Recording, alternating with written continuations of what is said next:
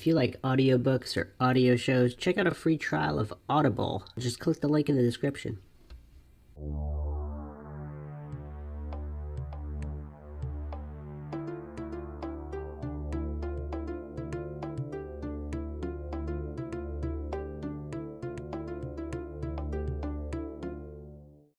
In the days after the September attacks, there were countless rumors about strange coincidences surrounding the events. One report about a group of Middle Eastern men spotted the morning of September 11th parked just across the river from New York City has not gone away. Investigation of their presence has led to questions about whether Israel was conducting espionage on U.S. soil. We're joined now by ABC's John Miller with an exclusive report this evening. That's right, Elizabeth. This is a case that took the FBI and the CIA more than 2 months to sort out, while 5 Israelis waited in jail. It began when this woman was watching the Twin Towers burning from her apartment in New Jersey. She noticed 3 men on top of a van, posing for pictures with the towers burning in the background. And I could see that they were like happy. You know, they didn't look shocked to me. You know, they didn't look shocked. I thought it was very strange. The witness called police, who stopped the van hours later and arrested 5 men. All 5, it turns out, were Israeli. They were turned over to the FBI. Sources tell ABC News during a check of national security databases, some of the men were listed as having had connections with Israeli intelligence.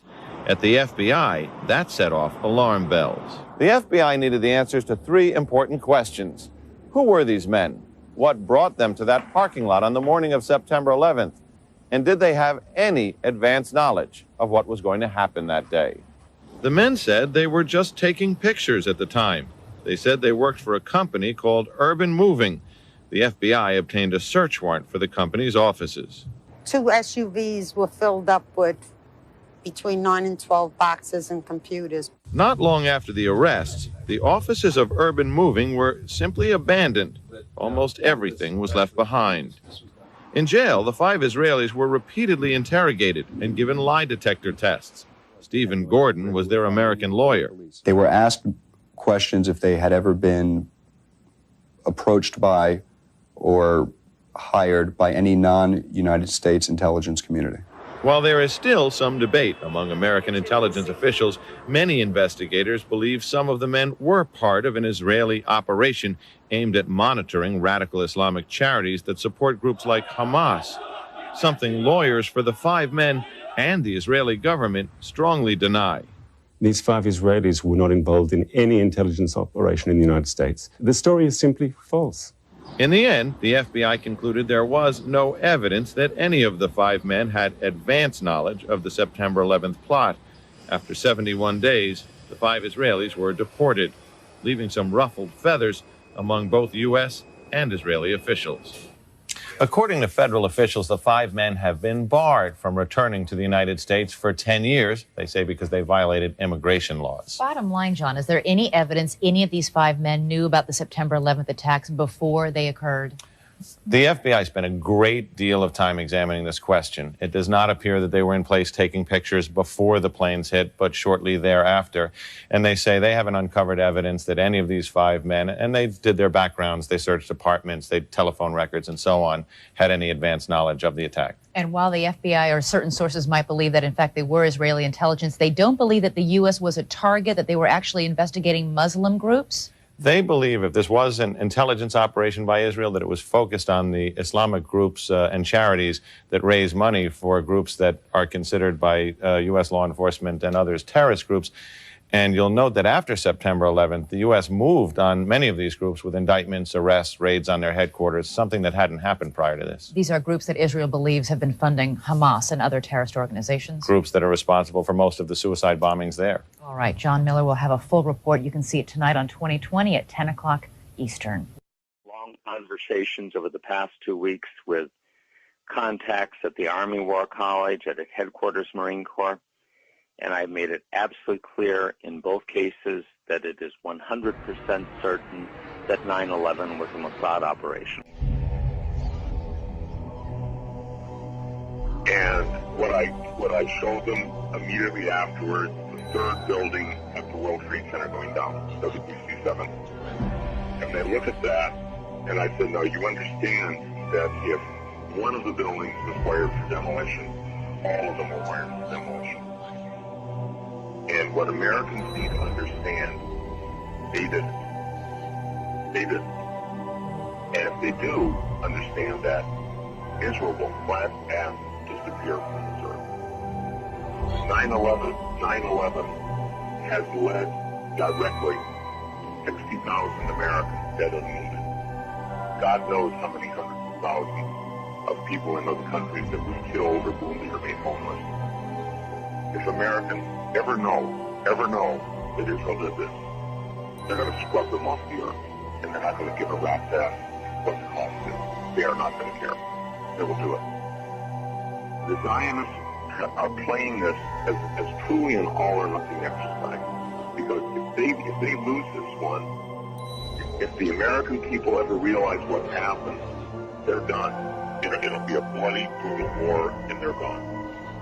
I mean, it's not even going to be a close contest. 3 buildings went down. The third was not hit by a plane. It was wired for controlled demolition. Therefore, all of them are wired for controlled demolition. You know, what I have done when I presented it to these people, and I said, just look at this. Look at this picture. You know, I'm not going to give you an argument. Just look at it. And they look at the film, and without exception, they come back and they say they did it. They did 9/11. And word late tonight that 2 suspects are in FBI custody after a truckload of explosives was discovered around the George Washington Bridge. That bridge links New York to New Jersey over the Hudson River.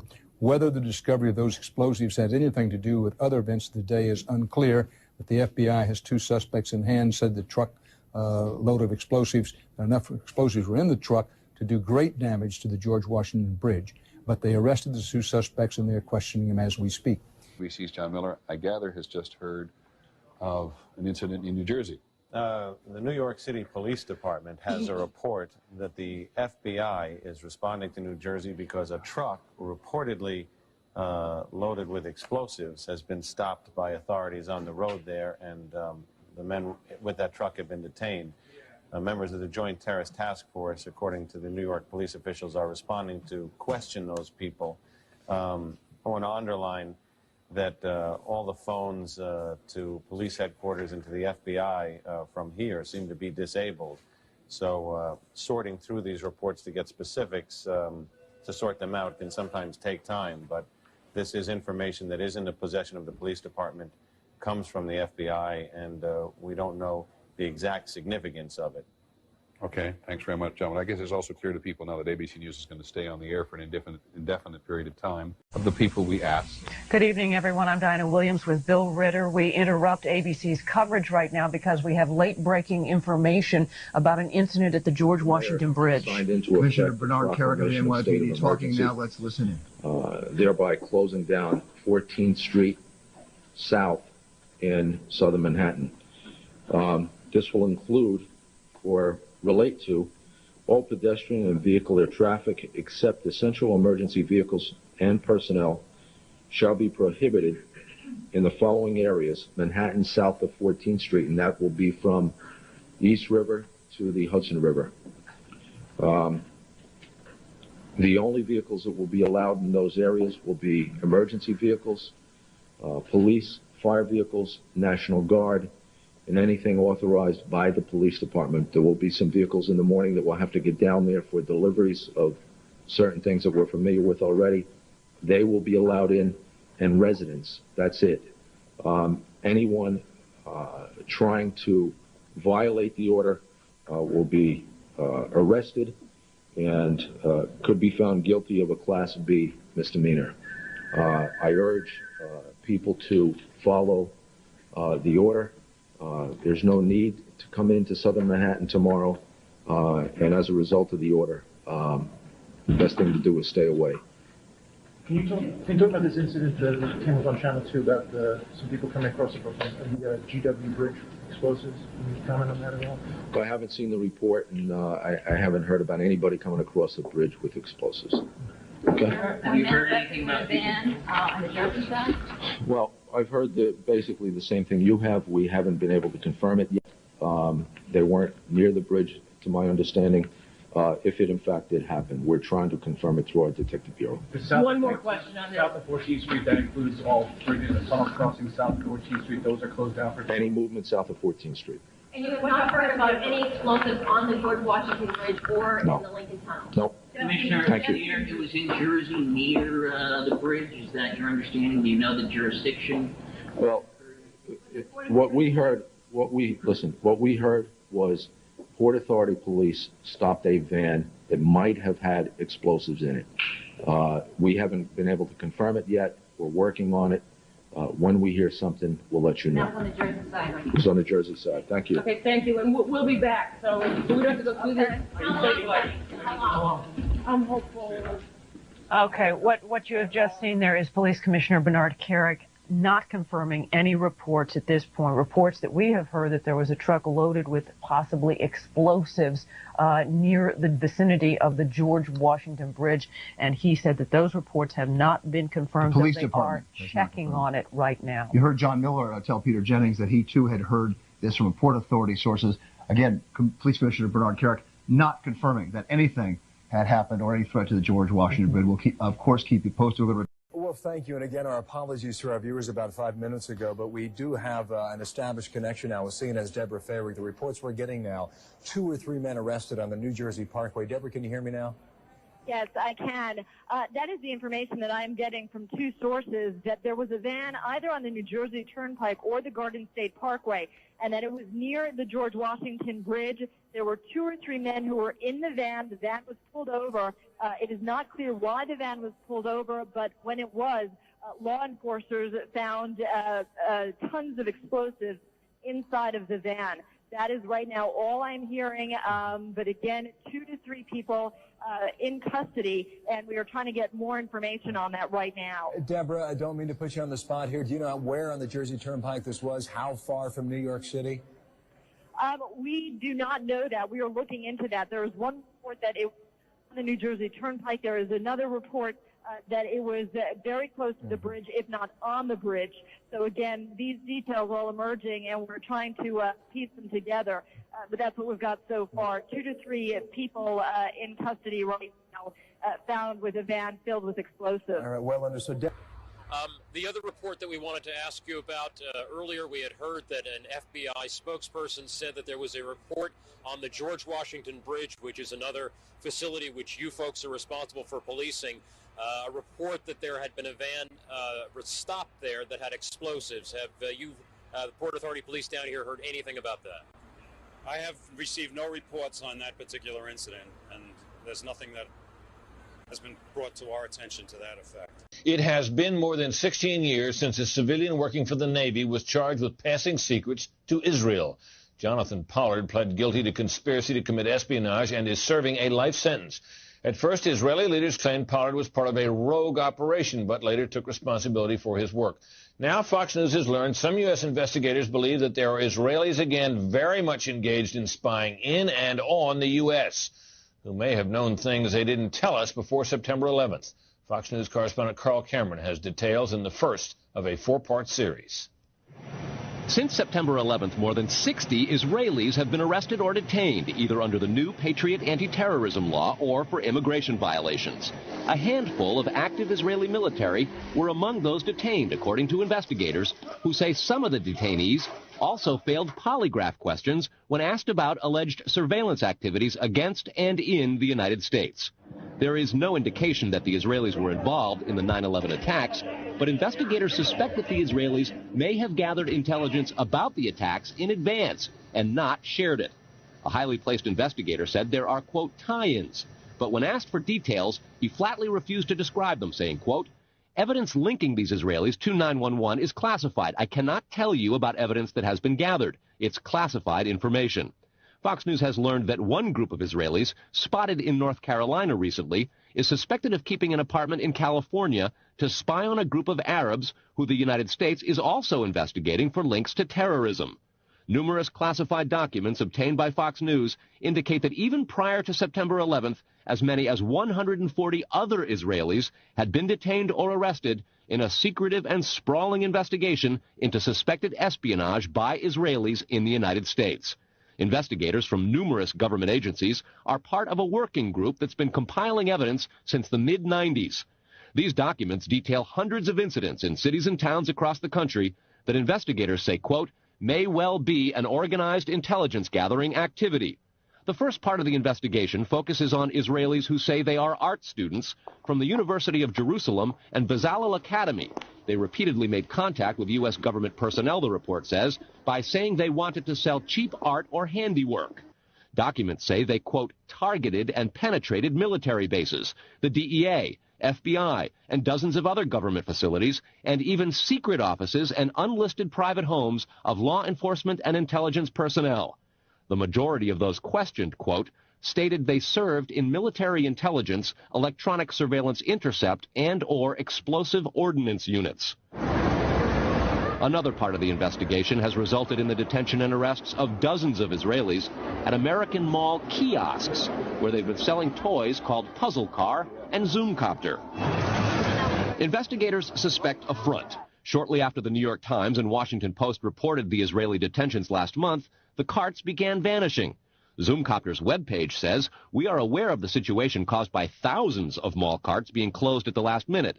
This in no way reflects the quality of the toy or its saleability. The problem lies in the operator's business policies. Why would Israelis spy in and on the U.S.? A General Accounting Office investigation referred to Israel as Country A and said, quote, according to a U.S. intelligence agency, the government of Country A conducts the most aggressive espionage operation against the U.S. of any U.S. ally. A defense intelligence report said Israel has a voracious appetite for information and, quote, the Israelis are motivated by strong survival instincts which dictate every facet of their political and economic policies. It aggressively collects military and industrial technology, and the U.S. is a high priority target. The document concludes, quote, Israel possesses the resources and technical capability to achieve its collection objectives. A spokesman for the the Israeli embassy here in Washington issued a categorical denial, saying any suggestion that Israelis are spying in or on the U.S. is, quote, simply not true. There are other things to consider, and in the days ahead, we will take a look at the U.S. phone system and law enforcement's methods for wiretaps, and an investigation into the possibility that both have been compromised by our friends and allies overseas. Brett? Carl, what about this question of advanced knowledge of what was going to happen on 9/11?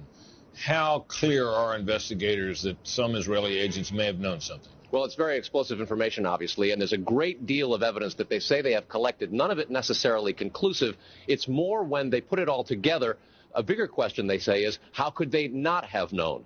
Almost a direct quote, Brett. And this going to the fact that they were spying on some Arabs, right? Correct. All right, Carl, thanks very much. We reported on the approximately 60 Israelis who had been detained in connection with the September 11th terrorism investigation. Carl Cameron reported that U.S. investigators suspect that some of these Israelis were spying on Arabs in this country and may have turned up information on the planned terrorist attacks back in September that was not passed on. Tonight, in the second of 4 reports on spying by Israelis in the U.S., we learn about an Israeli-based private communications company for whom a half dozen of those 60 detained suspects worked. American investigators fear information generated by this firm may have fallen into the wrong hands and had the effect of impeding the September 11th terror inquiry. Here's Carl Cameron's second report.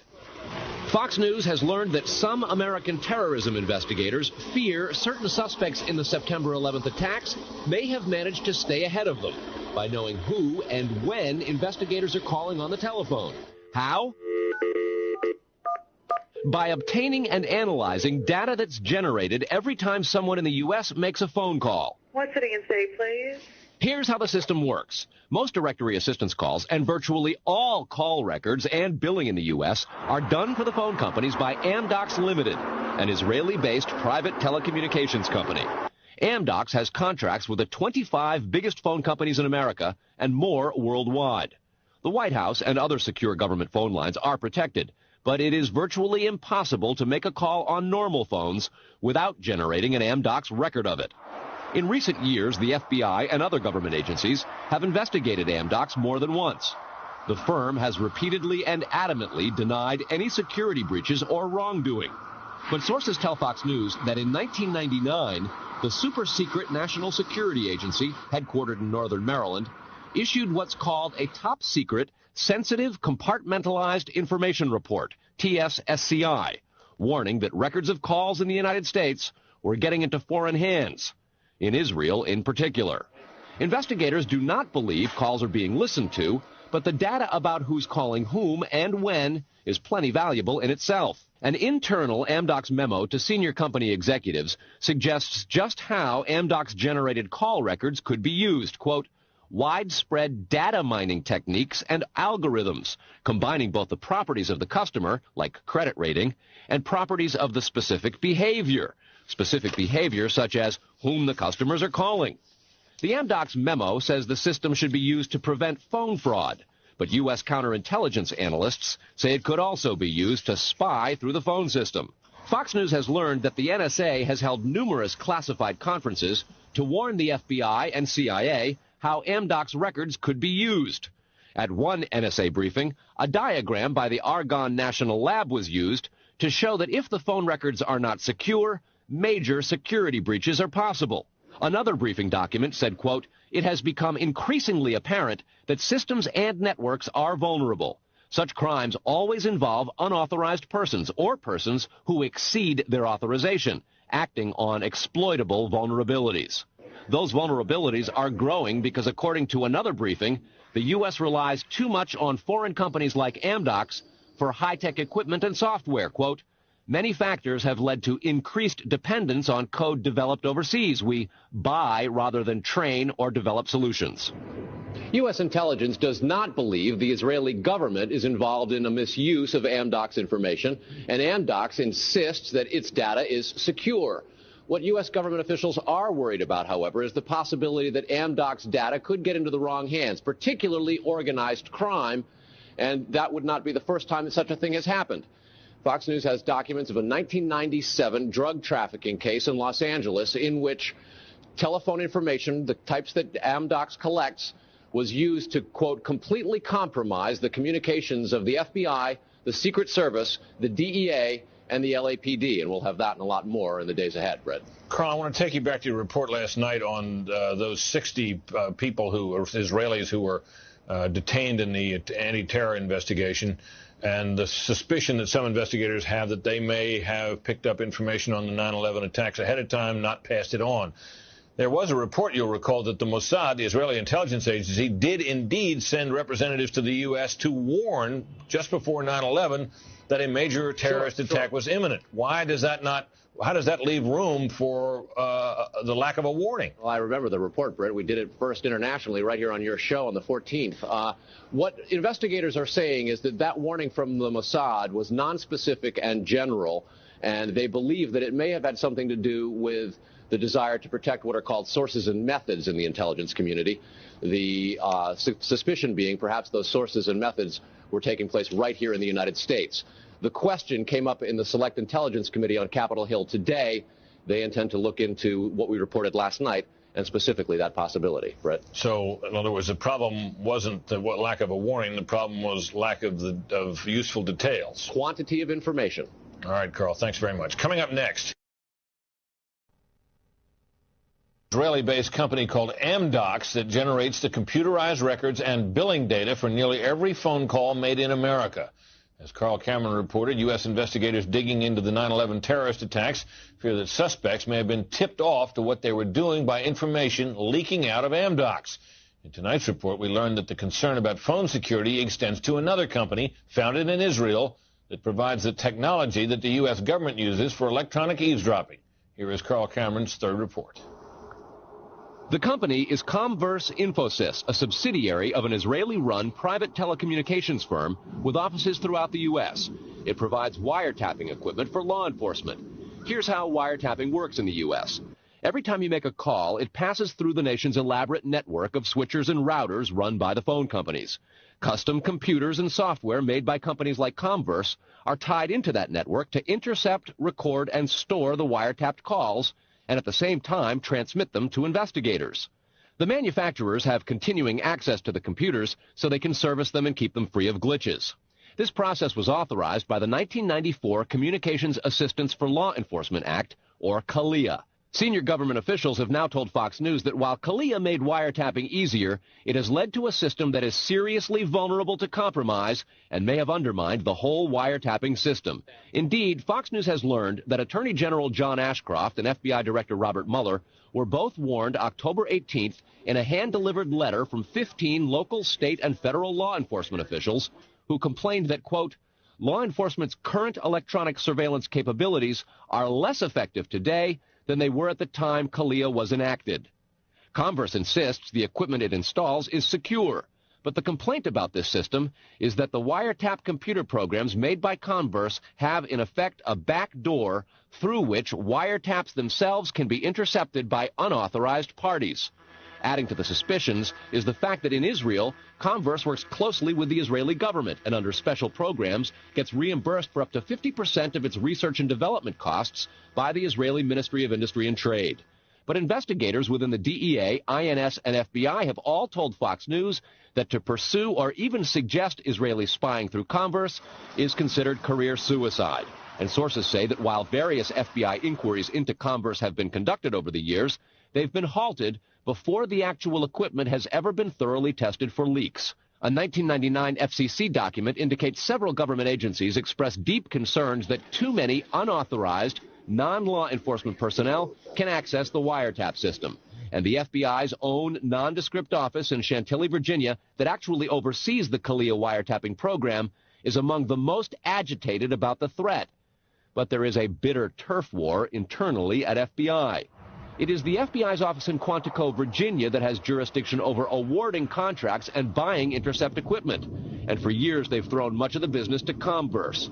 A handful of former U.S. law enforcement officials involved in awarding Converse government contracts over the years now work for the company. Numerous sources say some of those individuals were asked to leave government service under what knowledgeable sources call troublesome circumstances that remain under administrative review within the Justice Department. And what troubles investigators most, particularly in New York in the counterterrorism investigation of the World Trade Center attack, is that on a number of cases, suspects that they had sought to wiretap and surveil immediately changed their telecommunications processes. They started acting much differently as soon as those supposedly secret wiretaps went into place. Brett? Carl, is there any reason to suspect in this instance that the Israeli government is involved? No, there's not, but there are growing instincts and an awful lot of law enforcement officials in a variety of agencies who suspect that and have begun compiling evidence and a highly classified investigation into precisely that possibility. Brett? All right, Carl, thanks very much.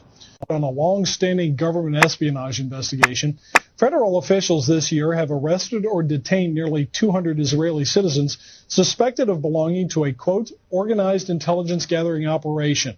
The Bush administration has deported most of those arrested after September 11th, although some are in custody under the new anti-terrorism law. Cameron also described an investigation into the possibility that an Israeli firm generated billing data that could be used for intelligence purposes and described concerns that the federal government's own wiretapping system may be vulnerable.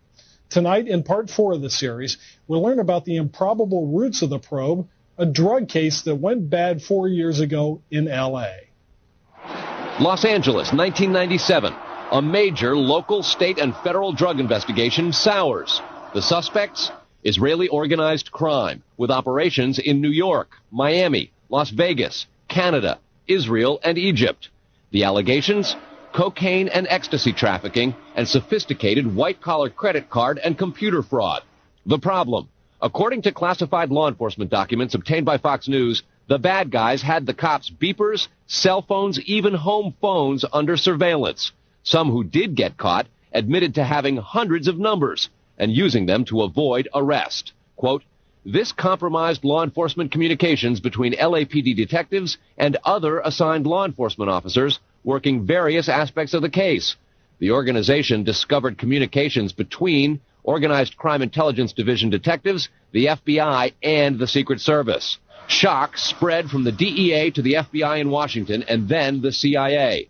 An investigation of the problem, according to law enforcement documents, concluded, quote, The organization has apparent extensive access to database systems to identify pertinent personal and biographical information. When investigators tried to find out where the information might have come from, they looked at Amdocs, a publicly traded firm based in Israel. Amdocs generates billing data for virtually every call in America, and they do credit checks. The company denies any leaks, but investigators still fear that the firm's data is getting into the wrong hands. When investigators checked their own wiretapping system for leaks, they grew concerned about potential vulnerabilities in the computers that intercept, record, and store the wiretapped calls. A main contractor is Converse Infosys, which works closely with the Israeli government and under a special grant program is reimbursed for up to 50% of its research and development costs by Israel's Ministry of Industry and Trade. Asked this week about another sprawling investigation and the detention of 60 Israelis since September 11th, the Bush administration treated the questions like hot potatoes. I would just refer you to the Department of Justice with it. I'm not familiar with the report. I'm aware that some Israeli citizens have been detained. With respect to why they are being detained and the other aspects of your question, whether it's because they are in intelligence services or what they were doing, I will defer to the Department of Justice and the FBI to answer that.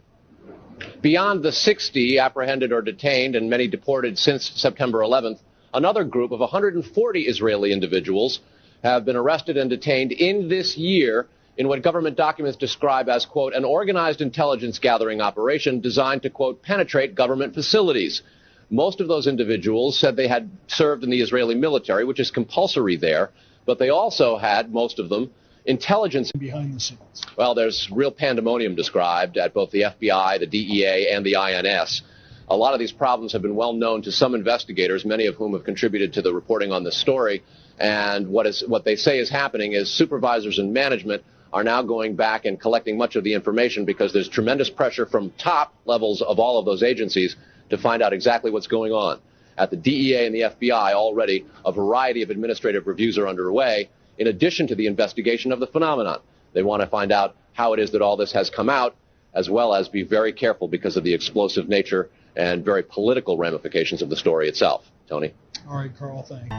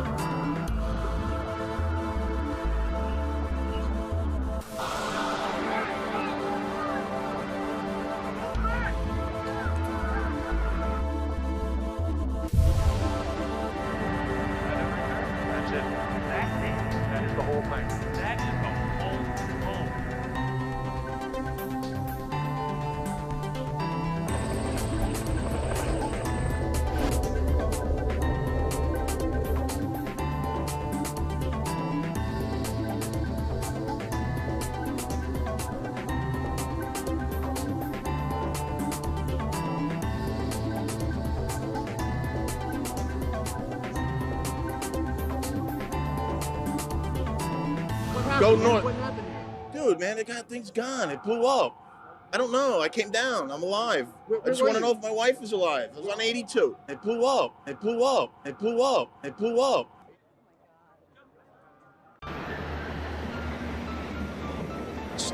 Studio, you on with me? This is Chopper 5. Studio, you copy? I hope I live. Studio, I hope I live. It's coming down on me. 2 World Trade just collapsed. Copy? I'm getting behind a car. It's incredible. Okay, I'm gonna have to go find people who need help. I don't think I'm one of them. You okay, sir? Okay. Can I just get a toot off your respirator? Can I get a toot? I'm seeing a couple of clean breaths.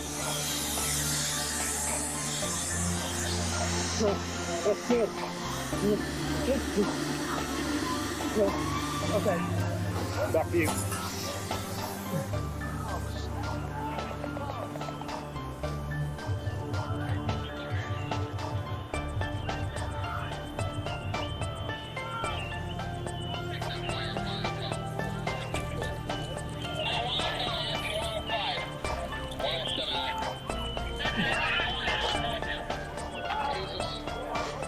This is the car I hit behind. It saved my life. Some people stay by. Some people were setting up an ad hoc Maybe it's this one. We need less personnel, Jay. We could use more people because the place is filling up with edges.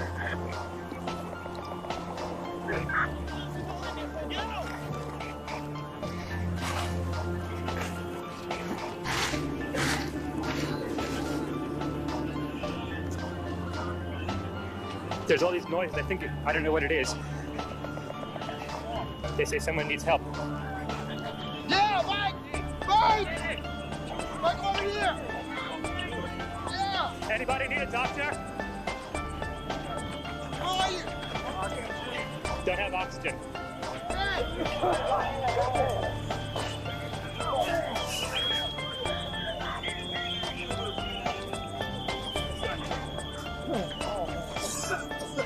Can you, hey, that guy needs some oxygen. There's someone to share it with him. 10-4. Thanks.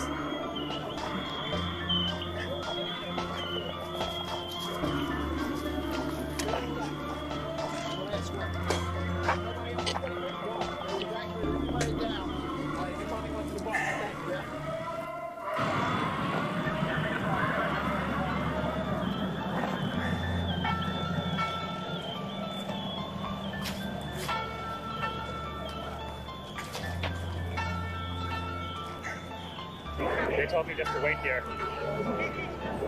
This semi-station area. That's what I'm doing.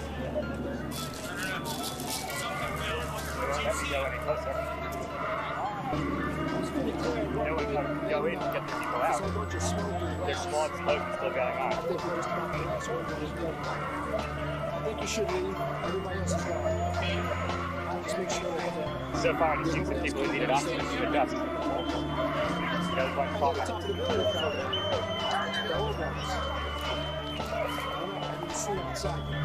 Gonna go wash my eyes out.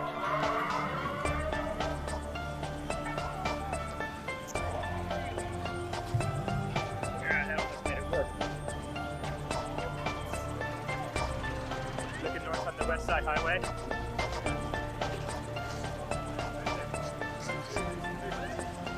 You guys going in? Yeah. Come with you. You know, I don't want to get too much closer because the more buildings that come down, then we're not going to help anybody. All right. I think we should, yeah.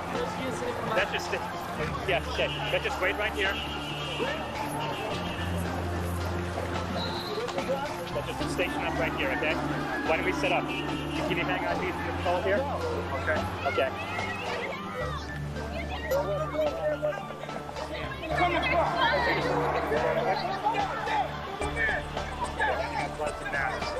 Let's just get back.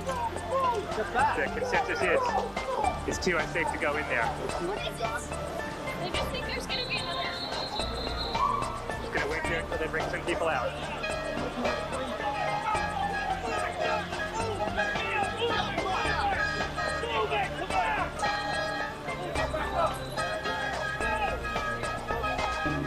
I looked up for some firemen with some first aid stuff.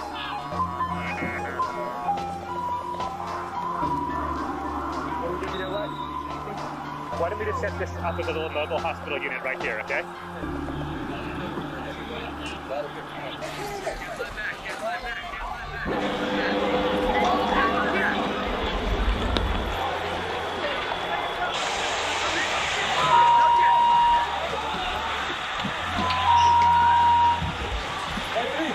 You okay?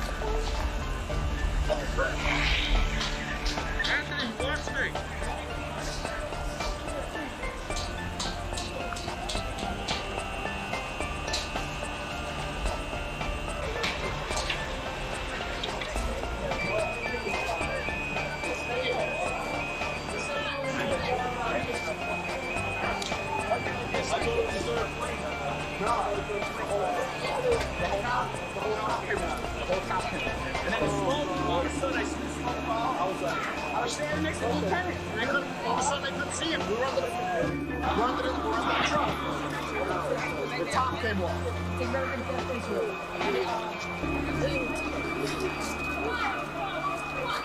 And the fire door on 76 was locked.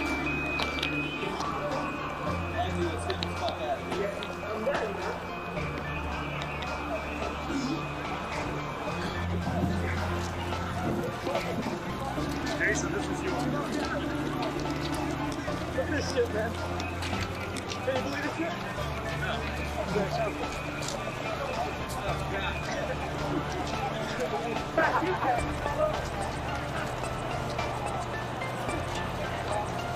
Anybody need some water?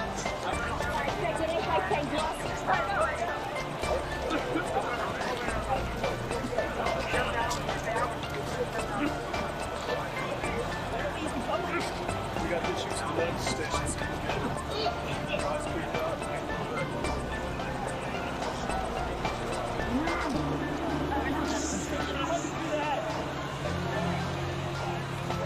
Everybody goes straight to the ambulance about 100 feet ahead.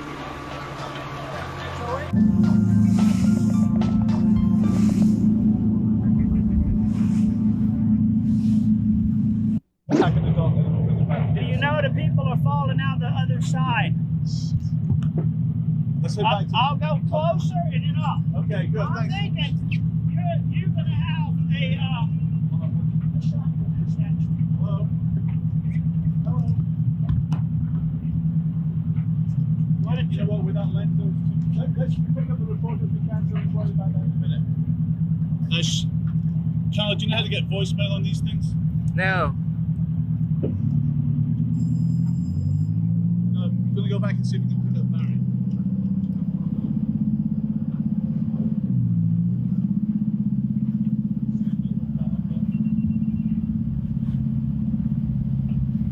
Hello? Walking out the sun, Carlo. Great shot, great shot.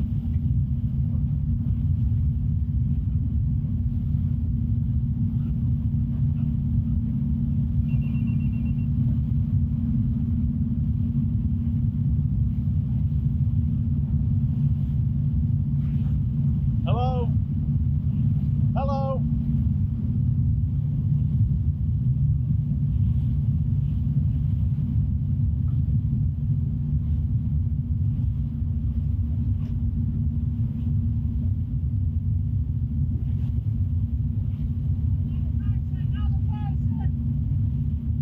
Oh my God. Hello?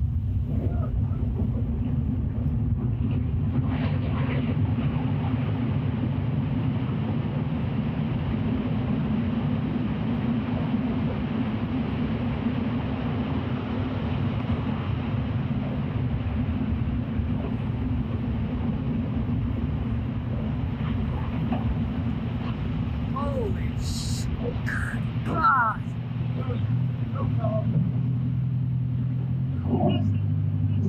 Oh. Mother of God. Carlo, those people running on the left, on the left, on the left, where the smoke is. I'll help you, I'll help you. Come Left now. on, come on. Okay, right now.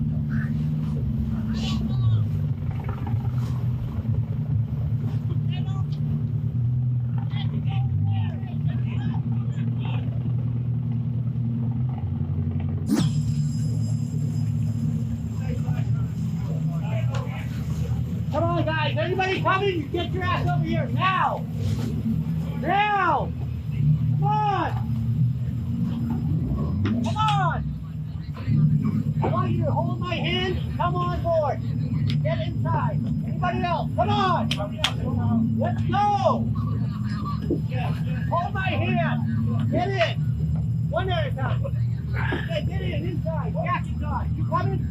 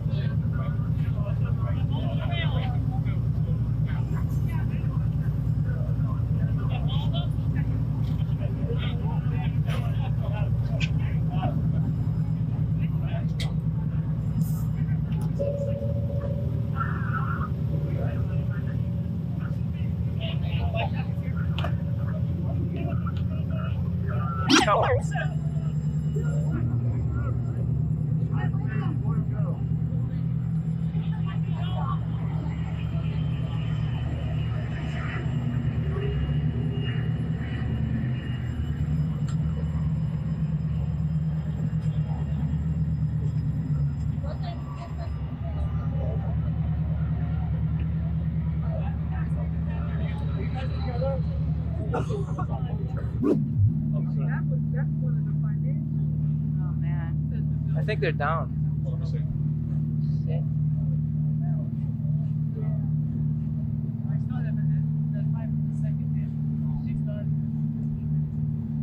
You saw the smoke I got when it collapsed. Tell me about what you saw. It just went from night to day instantaneously. The whole sky turned black from day to night. Tell me again what you saw. It went from day to night instantly, and the whole sky just turned black, and a thick smoke that you couldn't breathe. You had to go inside, or you'd be choking. And there were many people getting sick from the smoke. You lucky to be alive, Ryan? Yes, I am very lucky to be alive. I actually was work late today. If I had come in 15 minutes earlier, I might have been in a lot worse shape. That is great. Thank you very much. I was in the subway when the first one hit. I heard the noise. The subway train was dead. I came up the door and saw the thing. Now, we've gotten to look at least 3 sides of tower number 1, and that is the only building it's exploding right now, Tommy. We're seeing another apparently plane. that was another plane. There's another one. I'm taking a look. Oh! Oh my God! Oh shit! Oh my God! Oh my God!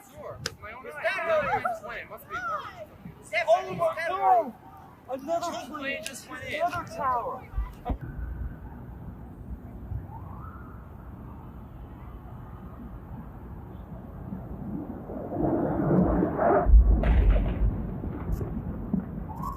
Oh my God. Oh my God. Oh my God. What's this other jet doing? What's this other jet doing? Holy fuck! Oh my God! Oh my God! Jesus fucking Christ! Chris, are you... Don't touch it. Oh my God! There are people killed there, people trapped. Whatever fell down also is... You ever been The debris, the debris could kill... It's an international tourist place. Lots of people. There's not a plane coming down. Holy You see? shit! Boom! Oh, man. What the fuck's going on? Wow. Oh, shit. Wow! Do you see this aircraft? I've got it all. Yo, what the fuck? Yo, that's terrorist shit, bro. That is it. This is terrorist.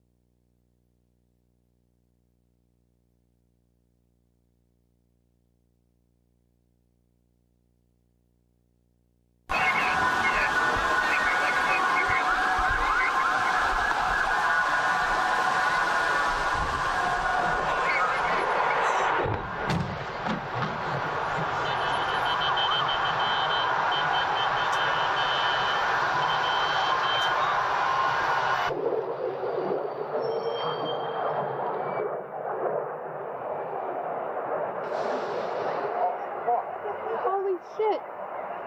Motherfucker plane doing. Holy shit. You got that? I got that. Holy shit, I'm sitting here walking, you know. Holy shit! That was the other building? That was the other fucking building!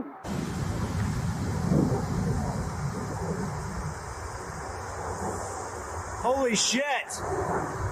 Holy shit! Oh my God!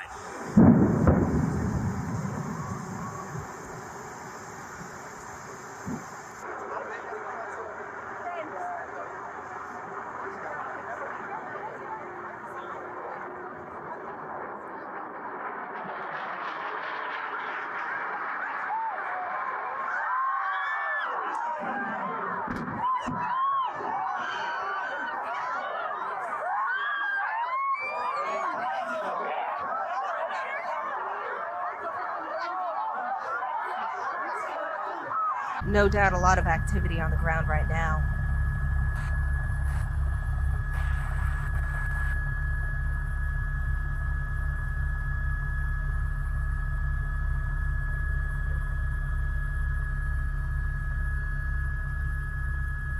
Wow.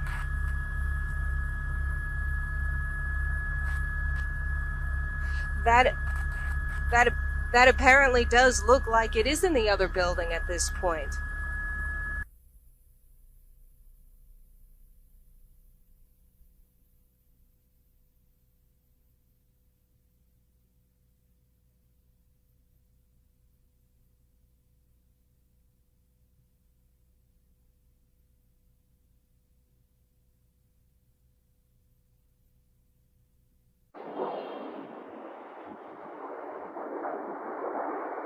Holy shit!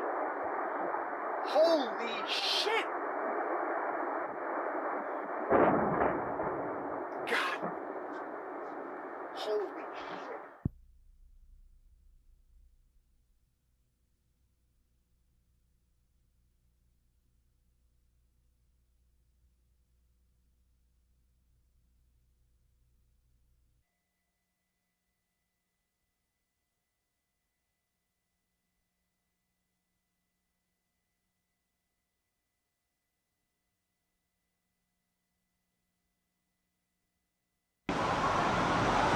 Ja to mám na kameře.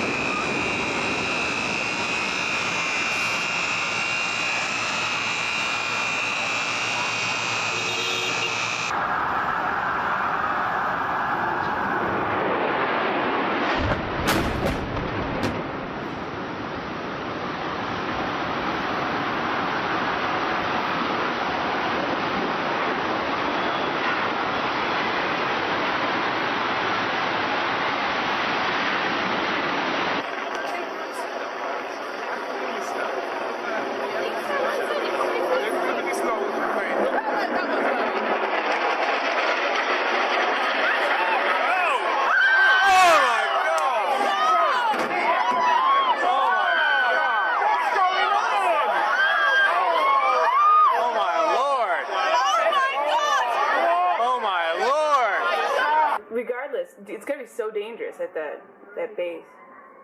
Obviously. Wait. Oh my god! Oh my god! Oh my god! What? Oh my god! It's terrorist activity! What do we do?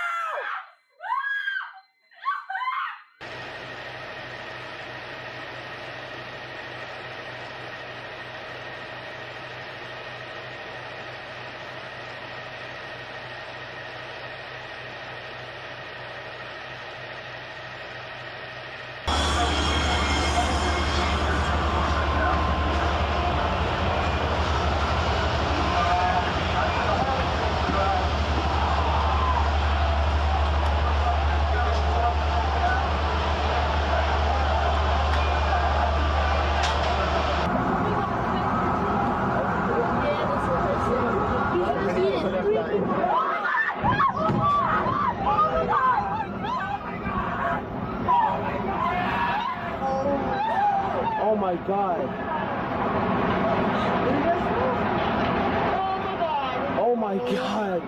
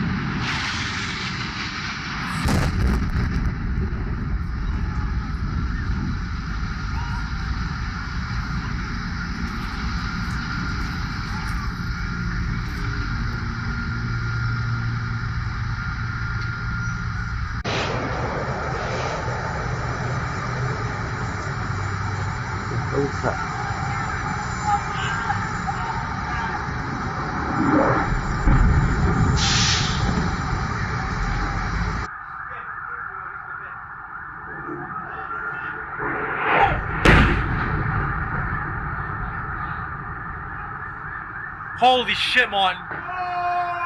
That's the other building. That's terrorists. Other building? That's terrorists, bro. That's fucking terrorists. Holy shit!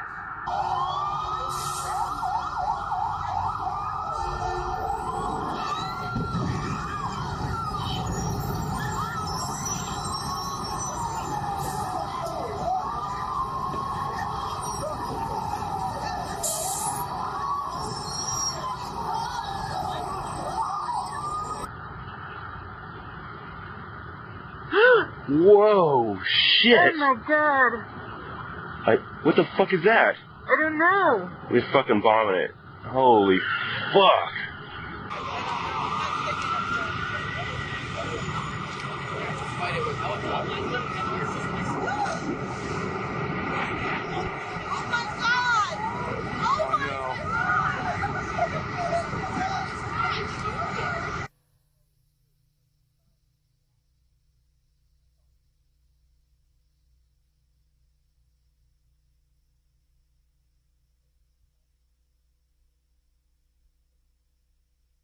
Directly, perhaps purposely. Whoa! Did you see it? Holy cow! What happened? Another plane just hit! What? Another plane just hit!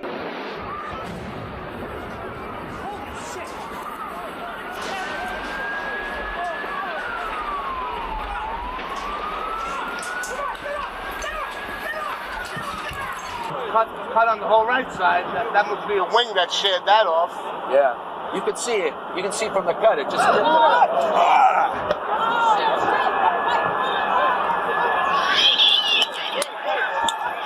So I went inside and I turned on a TV and I saw what millions of Americans saw.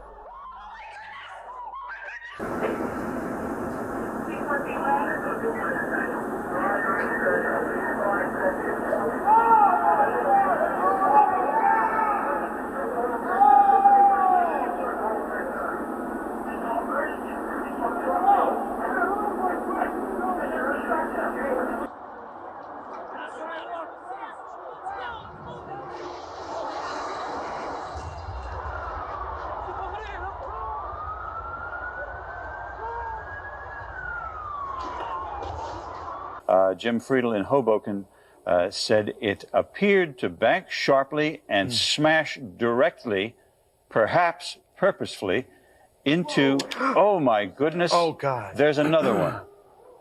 Oh my goodness, there's another one. This seems to be on purpose. Oh my goodness, now you... At this point, the Associated Press with a story that says there is no report of any casualties without jumping to too many conclusions, looking at the extent of this damage and knowing how well populated that building is. At that, now there's another explosion down to the left side on the second World Trade Center tower. You see that that huge ball of fire that just went up there. I know it's a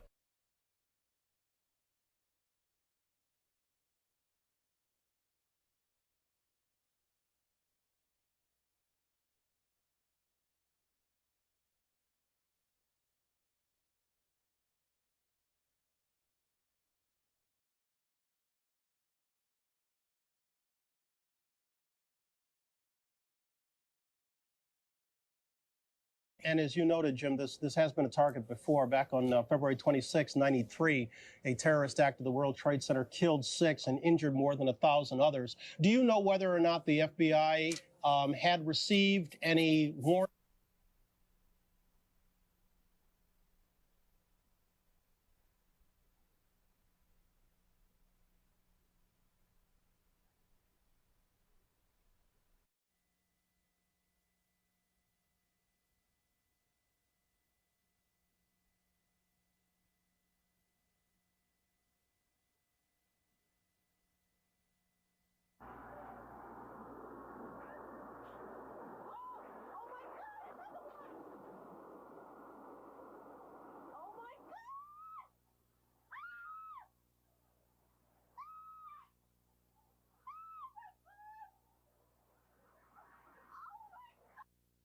nearly smack in the middle of Tower 2. Now, this is amateur video that you're looking at. It seems as though this is actually not even on the ground. This person may have been elevated somewhat. There's yet another angle. The plane coming out the other side of Tower 2. And this one, of course, hitting much lower than the first attack on Tower 1. And the third piece of video that we have.